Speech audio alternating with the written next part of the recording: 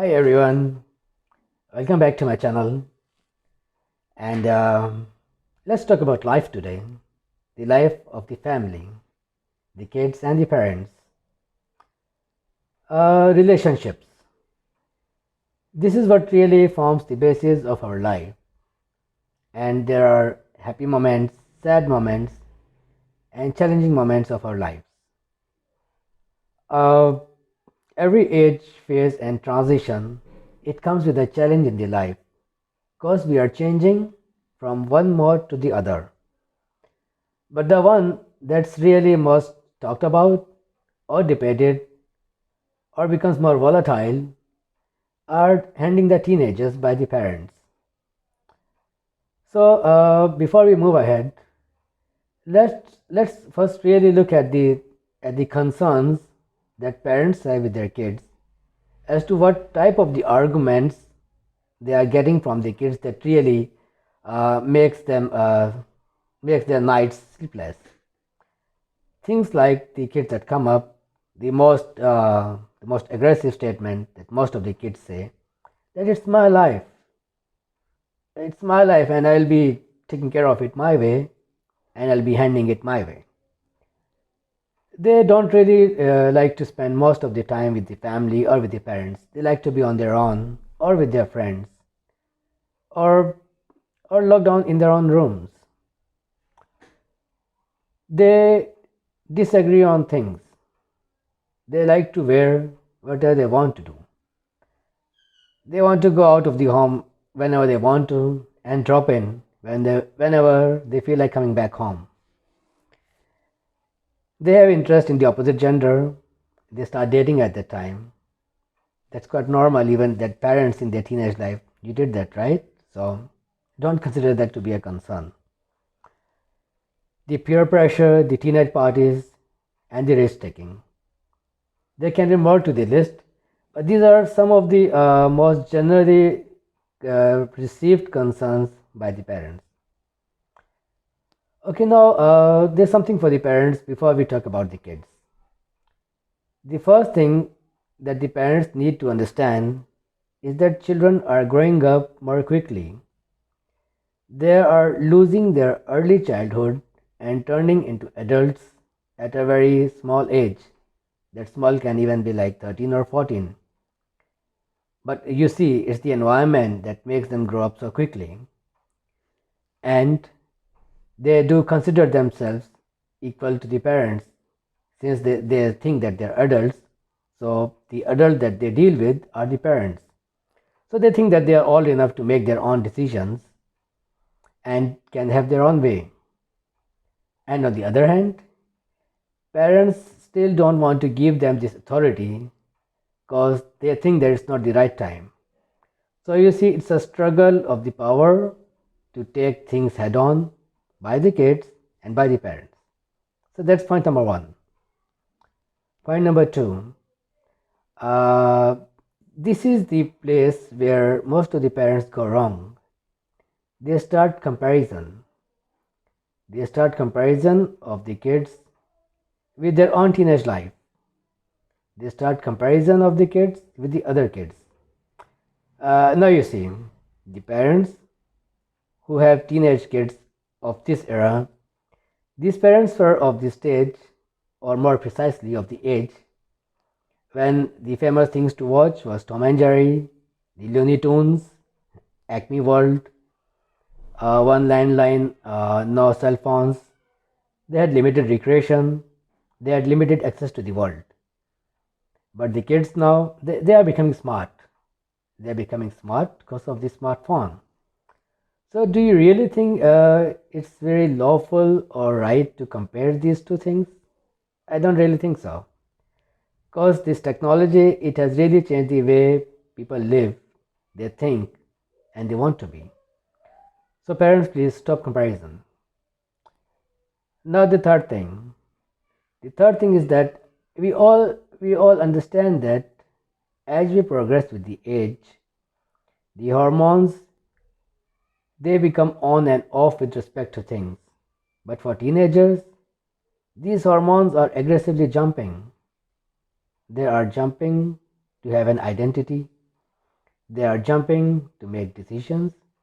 They are jumping for new adventures, for new risk. So, do you really think you can calm that down? No. So, what should we do? What should the parents do?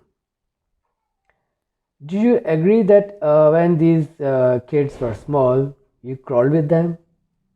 You talked their language of the goo goo and gagas, and you really understood when they cried. So the parents, they need to synchronize themselves even now, but with a more sensible approach and a realistic and a practical thing. So you need to swing again with your kids as they're doing now by stepping in their shoes. And here I am not really saying that give them the authority, I'm just saying to swing with them in their shoes. So these are the three things that parents should really take into consideration. Now, how do these parents really control their kids? First of all, you don't limit them. When I say don't limit them, don't set restrictions or rules, but give them boundaries.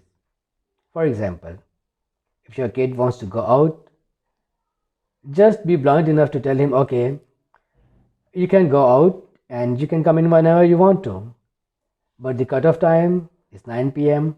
or 10 p.m. What really would happen by this thing? The kid would think that, okay, I have an option.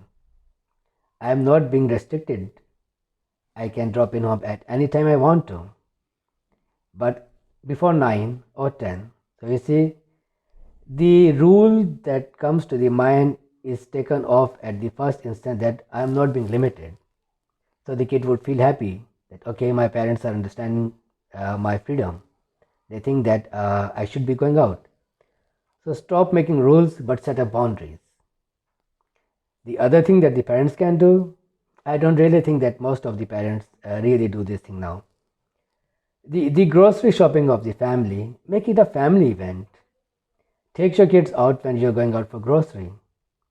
And once you are out there in the shopping mall, talk to them and let them decide what things you need to buy for the home and how much does each of these things cost. You know what you are doing by doing this act with your kids? You are making them responsible. You are giving them the power to make decisions. And once they come up with a product, you can talk to them, you can discuss that, okay, this thing is expensive, we have an alternate or there are other options. So you see, you are having a communication with your kid, and at the same time, you are giving him responsibility, and at the same time, you are giving him a sense of how to handle finances. And once you do this, you'll be close with your kid, and the kid would understand the boundaries or the financial condition of the home, and he'll be more of a partner, of a family member, rather than just sitting at home and doing nothing. What's the other thing that can be done? And yeah, you can make this shopping event end up with a family dinner. So the whole family would be sitting out together at any place and having a nice dinner. Don't you think that's a nice thing to do? What other things? Being parents, there are many household chores that need to be done.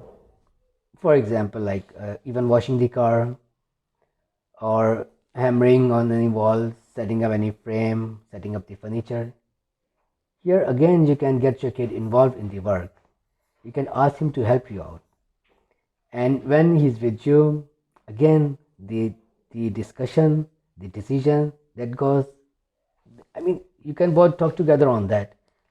This would again give him a thought that my parents, they are like my friends. They are just talking about things, they are discussing things, and the thirst of making decisions, of acting as a grown up, this would ultimately being drawn into his soul, and he would love to be a part of you, part of helping you with the things in the home. Okay, there's one thing that kids really want now, and the parents are more concerned on that. But it's the right of the kids. You need to give them their space. There's nothing wrong with that. And what really are they doing in their own space? Maybe using the internet, watching a television show. You can limit that as well. You can limit the time the kids use the net. You can limit the websites that they need to see.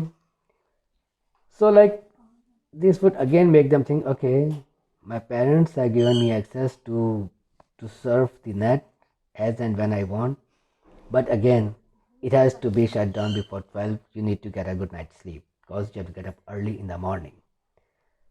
So like there are many other things that can be done. But if you conclude by all these points, what really are you doing? You are helping him identify his own personality. You are making him strong for the future. You are making him a more practical person by inducing things like how to take care of the household, how to take care of finances, how to make decisions.